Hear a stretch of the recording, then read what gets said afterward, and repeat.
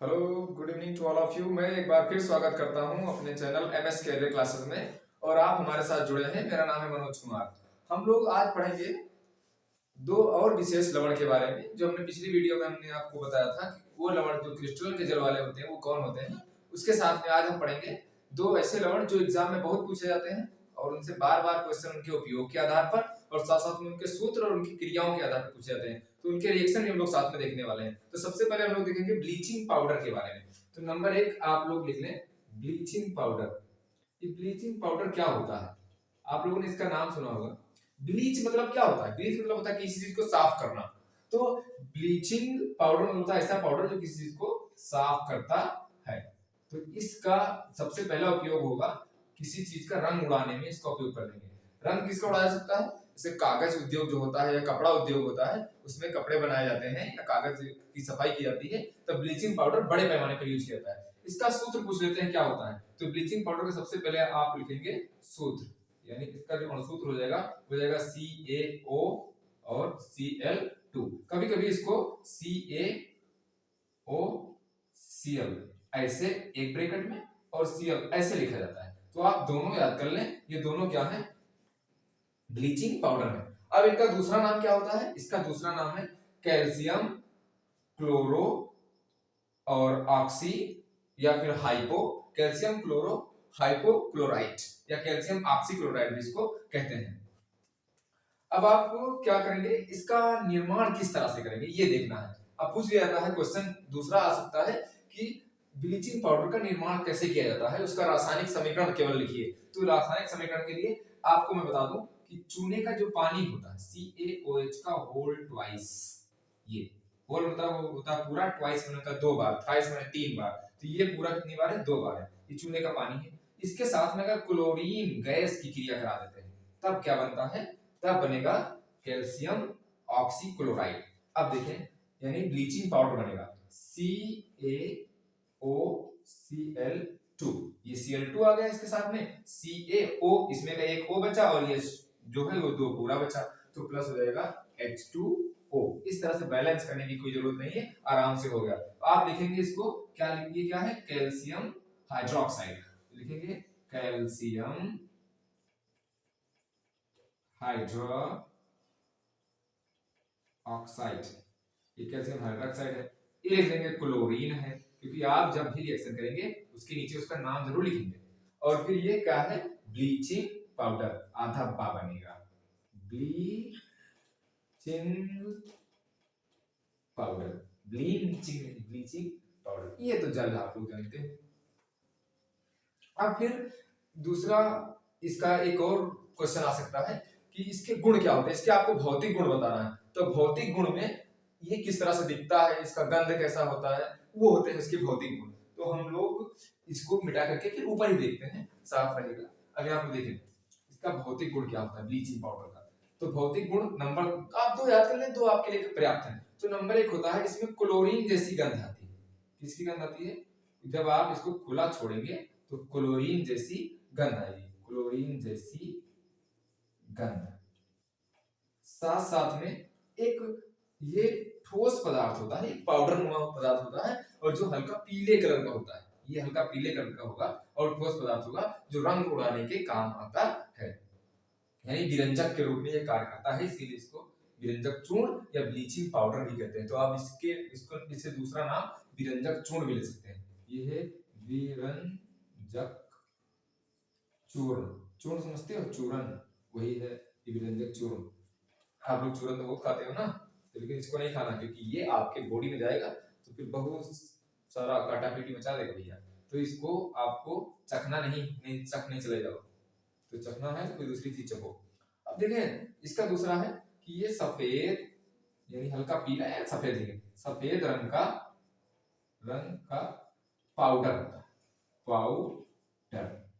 ये इस तरह से आप इसके दो भौतिक गुण ले सकते हैं। अब इसकी बात आती है कि इसके रासायनिक गुण क्या होते हैं, यानी किससे किससे क्रिया कर सकता है। तो आप इसको अगर खुला में छोड़ देंगे, खुला हवा में छोड़ेंगे, किसको? ब्लीचिंग पाउडर को, तो बेटा इसकी गंध जो आएगी क्लोरीन जैसी गंध आएगी।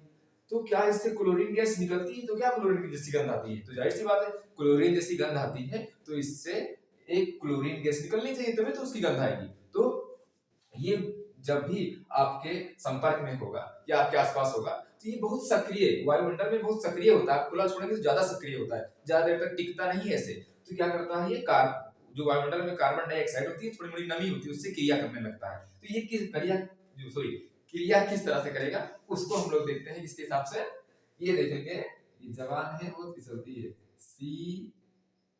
CaOCl2 ये होगा, और प्लस इसके साथ में ये क्या बनाएगा, क्रिया करेगा कार्बन डाइऑक्साइड, ये बना लेगा क्या, यहाँ पर देखो जब कार्बन डाइऑक्साइड से क्रिया करता है नमी में तो बनाएगा भैया Ca और C ये वाला O हो जाएगा।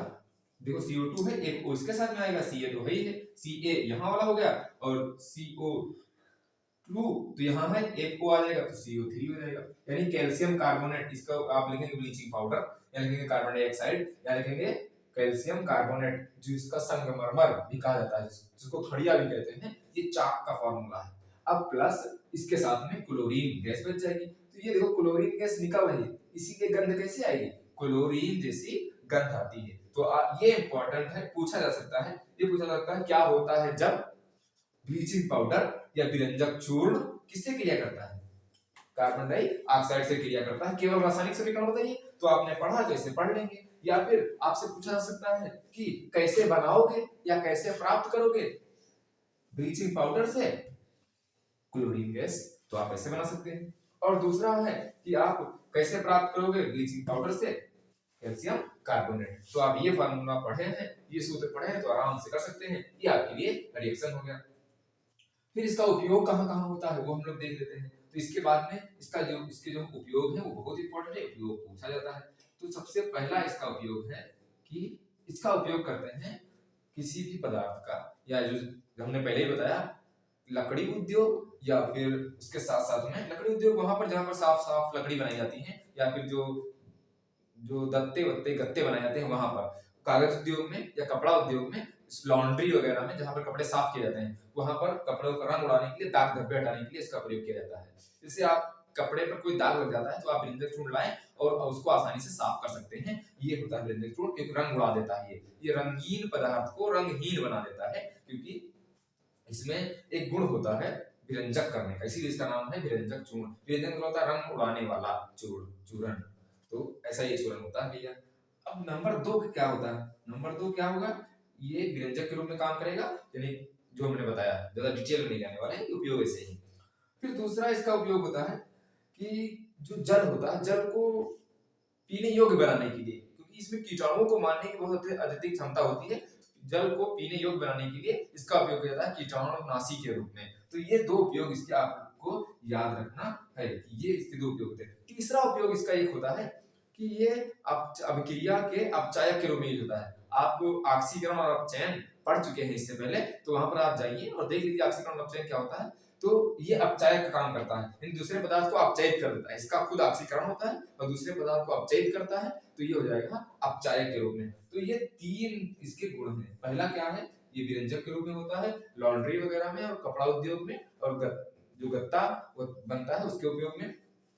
और फिर दूसरा होता है इसका पानी को साफ करने में, यानी कीटाणुनाशी के रूप में। और तीसरा इसका हो जाएगा कौन सा, जो मैंने अभी आपको बताया। ये तीन आपको नोट करने हैं। तो तीसरा हो जाएगा अपचायक के रूप में। तो ये हुआ पूरा विरंजक चूर्ण, इससे बाहर कहीं क्वेश्चन आने वाला नहीं है, आप आराम से इसको सॉल्व कर सकते हैं। अच्छा, एक इसका रिएक्शन और है, वो वाला देख लेते हैं, फिर आप लोग आराम से यहाँ से स्किप कर सकते हो कि ये चीज आपको समझ में आ गई, ये चीज हम बोल रहे हैं। अब देखिए यहाँ पर हो जाएगा, मान लो इसको तनु H2SO4 से क्रिया करा दें, यानी अम्ल से क्रिया करा देंगे, तो क्या होगा, अगर ये तनु अम्ल से क्रिया करेगा तो Ca है और यहाँ SO4 है, तो ये बन जाएगा CaSO4 कैल्शियम सल्फेट, और फिर बनेगा यहाँ पर H2 और ये हो जाएगा O, तो बनेगा H2O। और एक बार फिर कौन सी गैस निकलेगी, क्लोरीन गैस, यानी क्लोरीन गैस निकालने का ये भी एक विधि है। तो ऊपर तीर है तो क्लोरीन गैस ऊपर निकल रही है, तो इस तरह से आप इसको समझ सकते हैं। तो ये ब्लीचिंग पाउडर इतना हुआ, ये हुआ कंप्लीट। अब हम दूसरा देखते हैं, इसको मिटाएं, यस। अब दूसरा देखते हैं, दूसरा कौन सा है, दूसरा है जो आप लोग रसोई घर में खाना वाना बनाते टाइम खाने को स्वादिष्ट बनाने के लिए और साथ साथ में खाने को जल्दी पकाने के लिए यूज करते हैं। समझ गए होंगे आप। हम बात कर रहे हैं बेकिंग सोडा की। किसकी? बेकिंग सोडा, यानी जो खाने वाला सोडा होता है उसको बेकिंग सोडा भी कहते हैं। उसको हम लोग क्या कहते हैं रासायनिक तौर पर? तो बेकिंग सोडा सबसे पहले इसका नाम हो जाएगा कौन सा? बेकिंग, किंग माने होता है राजा, बेकिंग सोडा यानी खाना पकाने वाला राजा है। इसका जो सूत्र होता है वो लिख ले पहले। रासायनिक सूत्र होता है NaHCO3। अब इसी से इसका रासायनिक नाम लिखेंगे तो सोडियम हाइड्रोजन कार्बोनेट। तो इसका हो जाएगा सोडियम हाइड्रोजन कार्बोनेट, या फिर दूसरा नाम इसका हो जाएगा सोडियम बाइकार्बोनेट। तो आप इसके दो नाम लिखे, सोडियम हाइड्रोजन कार्बोनेट क्योंकि CO3 को कार्बोनेट कहते हैं, और फिर सोडियम बाइकार्बोनेट, ये इसके दो नाम होते हैं। और तीसरा नाम बेकिंग सोडा है। अब देख लेते हैं कि ये कैसे बनाया जाता है। तो बनाने की जो इसकी विधि है वो दो विधियां हैं। सबसे पहले आप देख सकते हो एक सूत्र होता है Na2CO3। Na2CO3 क्या है? ये है धावन सोडा, और प्लस इसके साथ में हम लेते हैं CO2, ये हो जाएगा CO2 और प्लस H2O, ये ले लेते हैं, यानी कार्बन डाइऑक्साइड। उसके साथ में ले लेते हैं क्या? सोडियम कार्बोनेट और सोडियम कार्बोनेट और जल। अब इससे हम इसको देंगे बना, तो ये बन जाएगा NaHCO3। अब ये बन जाएगा, अब ये अकेला वही बनेगा। अब देखो सोडियम 2 है तो यहाँ पर लगा दो 2। अब फिर H कितने हैं? 2, तो H भी हो गए 2, और C कितने हैं? 2, तो C भी हो गए यहाँ पर 2। देखो 2 आगे लगा हुआ है। और O कितने हैं? 3 यहाँ पर, 2 5 और 1 6, और 2 यहाँ लगा है, 2 3 6, ये माना जाएगा 6। इस तरह से ये बन जाएगा सोडियम बाइकार्बोनेट या बेकिंग सोडा या सोडियम हाइड्रोजन कार्बोनेट। और फिर यहाँ पर ये क्या है? ये है धावन सोडा। आप इसको बोल सकते हैं धावन सोडा। और इसमें भी बेटा धावन सोडा जो है इसमें भी क्रिस्टलन का जल होता है। आप पिछली वीडियो में शायद इसको कवर ना किए हो तो आप लोग इसमें देख लीजिए CaCO3 और इनटू 10 टाइम H2O। Na2CO3 जो होता है इसके साथ में 10 H2O लगा होता है। तो ये भी पूछ लिया जाता है कि धावन सोडा में कितने जल के अणु होते हैं? तो कितने होते हैं? 10। इसको क्रिस्टलन के जल बोलते हैं। मैंने पिछली वीडियो में कवर किया है, 10-12 मिनट वीडियो है, उसमें आप इंपॉर्टेंट यही चीज कवर किया, आप उसको देख सकते हैं। ये बहुत बड़ी बड़ी परीक्षाओं में भी पूछे जाते हैं और साथ साथ में आपकी बोर्ड परीक्षा में पूछे जाते हैं। तो सारा चीज यहीं से कवर हो जाएगा। अच्छा, दूसरा इसका बनाने का मेथड क्या होता है?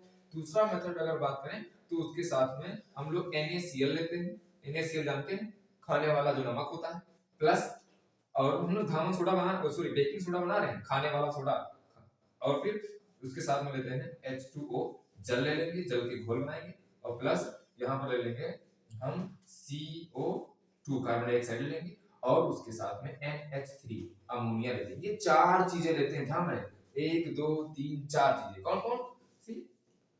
नमक, जल, कार्बन डाइऑक्साइड और अमोनिया।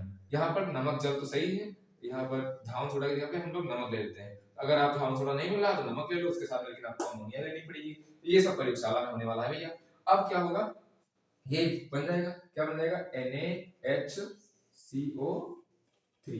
अब देखो Na कितना है? यहाँ पर 1 है तो Na 1 है, ठीक है। H कितना है? और H 1 है, यहाँ पर कितना बचा? 2 H यहाँ पर और 1 यहाँ पर, तो प्लस बन जाएगा। इसके साथ बनता है NH4 और Cl। अब देख लो बैलेंस होगा कि नहीं, प्लस लगा के उधर लिखना, हमारे पास जगह नहीं तो मैंने नहीं लिखा, आपके पास जगह तो आप लोग लिखे भाई। अब यहाँ पर देखो NH है, N1 है तो N1 है, H कितना है? 3 और 2 5, यहाँ पर है 1 यहाँ और 4 यहाँ, 5 हो जाएगा। बस Cl 1 है और Cl 1 यहाँ पर है, बस इस तरह से हो जाएगा बैलेंस। तो ये दो विधि है बनाने की। क्या बनाने की? Sodium bicarbonate. अच्छा, सोडियम बाइकार्बोनेट को क्या हम रासायनिक कुछ अभिक्रिया कर सकते हैं? इसको डायरेक्टली अगर गर्म कर दिया जाए, इसको क्या करते हैं? गर्म, यानी NaHCO3 को गर्म कर दोगे तब भैया ये वाली चीज बन जाएगी, उल्टा यही फिर से बन जाएगी ये चीज। तो आप लोग इसके रिएक्शन की ये लिख सकते हैं, ये याद कर लें, दोनों हो जाएगा। इसको बनाना है तो ये, और इसको फिर बाद में गर्म करना है तो फिर से आप इसको गर्म करोगे और फिर ये आपको आराम से मिल जाएगा। तो ये रिएक्शन जो हम लिखेंगे तो यहाँ पर फिर Na2CO3 प्लस CO2 और प्लस H2O ओ। तो इस तरह से ये रिएक्शन होने वाली है। ये है गर्म करने पर, ये डेल्टा का चिन्ह मतलब होता है गर्म करने पर। ये रासायनिक अभिक्रिया है। तो आप इसको इतना बेकिंग सोडा को आराम से लिख सकते हैं। अब एक बात आती है कि बेकिंग सोडा का यूज कहाँ किया जाता है, जो क्वेश्चन ज्यादा पूछा जाता है हाई स्कूल में। तो ये 2 नंबर का आता है कि आप लोग यूज इसका कहाँ करोगे। तो सबसे पहला यूज इसका लिखेंगे आप कि खाने को स्वादिष्ट बनाने में और जल्दी पकाने में। दाल वाल बनाते हैं तो दाल जल्दी से पकती नहीं है, इसको आप कहते हैं दाल चूरी नहीं है। तो ये दाल चुरती कब भैया, जब आप सोडा उसमें डाल करके और बंद कर देंगे, बस वो जल्दी से पक जाएगी। और फिर चाट मसाले वाले होते हैं, वो सोडा डाल के पकाते हैं, जल्दी उनकी पक जाए, उनका नुकसान ना हो इसलिए। दूसरा होता है एक रेड कलर का इतना बड़ा, बैंक में आपने देखा होगा। दूसरा आपने देखा होगा रेलवे स्टेशन पर आग बुझाने वाला रखा होता है, जिसमें कार्बन डाइऑक्साइड गैस निकलती है। तो उसमें कार्बन डाइऑक्साइड गैस कैसे निकलती है, क्योंकि इसमें बेकिंग सोडा भरा होता है। ये सोडा आप देखो, जब उसकी क्रिया सल्फ्यूरिक अम्ल से होती है, तब यहाँ पर सी उसमें सल्फ्यूरिक अम्ल भी होता है, ध्यान रहे। तो ये कार्बन डाइऑक्साइड गैस निकलती है। तो ये कार्बन डाइऑक्साइड गैस जो है वो आग बुझाने के लिए काम आती है। तो आग बुझाने वाला जो अग्निशामक यंत्र होता है, उसमें भी इसका यूज किया जाता है बेकिंग सोडा का। अच्छा, आप लोग कभी एसिडिटी से परेशान हुए हैं? मतलब कहते हैं हमको पेट में गैस बन रही है, एसिडिटी हो गई है, अम्ल की मात्रा जब बढ़ जाती है, तो अम्ल की मात्रा बढ़ती है तो अम्ल क्या होगा, अम्ल होता है, इसको मिटा दे तब बताएं। अम्ल होता है भैया H प्लस आयन, उसमें क्या होता है H प्लस आयन होता है, और इसकी प्रकृति होती है क्षारीय। किस प्रकृति है, तो इसमें हाइड्रोजन, लेकिन इसकी प्रकृति जो होती है वो क्षारीय प्रकृति का होता है। अब अम्ल अगर क्रिया कर दे किससे, क्षार से, तो अम्ल क्रिया करेगा किससे, क्षार से, तो क्या बन जाएगा H2O, यानी उदासीन हो जाता है। इसमें देखो प्लस था माइनस था, मिल गया, कुछ नहीं बचा, प्लस माइनस गायब हो गया। तो इस उदासीनता के कारण आप के पेट में ये एंटी एसिड काम करता है, इसलिए आप लोग सोडा वाटर का यूज करते हैं। तो सोडा वाटर से आप समझ गए होंगे कि इसका एंटी एसिड के रूप में यूज किया जाता है, यानी एसिड के विपरीत ये काम करता है, एसिड को मार देता है। तो इस तरह से हमारा ये 2 लवण जो है वो क्लियर हुआ। ओके, क्यों cameraman, you can shut off. Okay, तो आज के लिए इतना ही, थैंक यू।